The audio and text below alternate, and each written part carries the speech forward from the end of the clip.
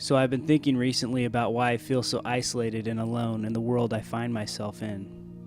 I know it's not from a lack of people in my life. I'm surrounded by human interaction all day.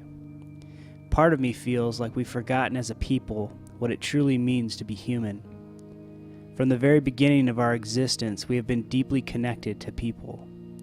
Each of us was created into a family. Granted, some of those families are closer than others, but nonetheless, we were not created to be alone. You and I had to literally be removed and separated from our biological mothers for us to sustain life on our own. The day we took our first breaths on this earth, we were utterly dependent on others to take care of us. None of us were hatched from individual pods and expected to figure out our life on our own. I'd argue to say that at the fabric of life, at its most primal state, is community. I don't know if you read the Bible, but the Apostle Paul is constantly using a metaphor to describe the church, and it is the body.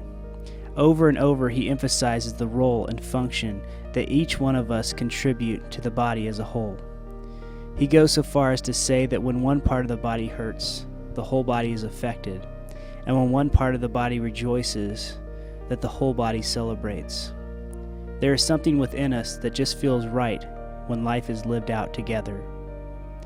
There is no feeling in the world like the realization that there is a person in your world that absolutely loves you for who you are. How about the feeling you get after a great conversation over your favorite meal? The comfort you feel in a friend's embrace? The solace that comes from a parent's words of encouragement? So again, I ask the question, why do I feel so alone in a world that was created with relationship as its core component? I can be in a room full of people that might call me friends and still feel like no one really knows me. I'm starting to think that the way we live our lives has pulled us far away from the fabric of relationship and intimacy. Studies show us that the average person in America spends 6 to 8 hours a day watching TV, looking at a computer screen, or listening to music. We have lost the art of conversation in our society. The phone call or face-to-face encounter has been replaced by the email and text messages. Time around the table and talking with friends and family has been replaced with fast food, video games, and catching up on our TiVo programs. We don't even have to interact with people anymore at the stores we go to. You have your groceries delivered to your front door now, and you can pick up your cup of coffee by talking to an intercom and rolling down your window long enough to swipe your ATM card and receive your cup of joe. The emergence of MySpace and instant messaging haven't helped matters either. We've been lulled into a pseudo-community that tells us we have friends because they accept an invitation over a computer screen. Are these people really your friends? Are the people on your buddy list really your buddies? Is this what our world has boiled down to? Even the way houses are built these days tell us that community is not the priority it used to be. The front porch that used to serve as the gathering spot for seeing neighbors and talking about the important things in life has been replaced by the 3-car garage that is now connected to the house.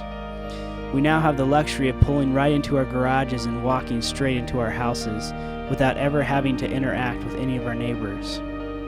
When's the last time you had a meaningful conversation with someone that lived in your neighborhood? Some of us have found ways to isolate ourselves even further by buying houses in gated communities.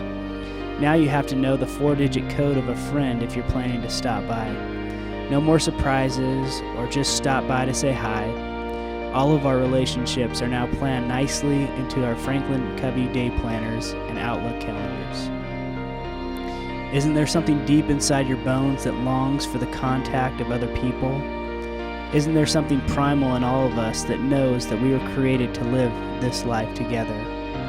I'm not against technology or new house design or the ease of the drive-through, but I do think we can slowly lull ourselves into a world of isolation if we are not careful. So go outside and take a walk through your neighborhood. Feel free to say hello to the people you see. Call up that friend that you've been meaning to see and take the time to go inside a coffee shop and sit down for a talk. When we get back to living our lives with other people, we start reconnecting with something deep within each of us that reminds us that this is what it means to truly be alive.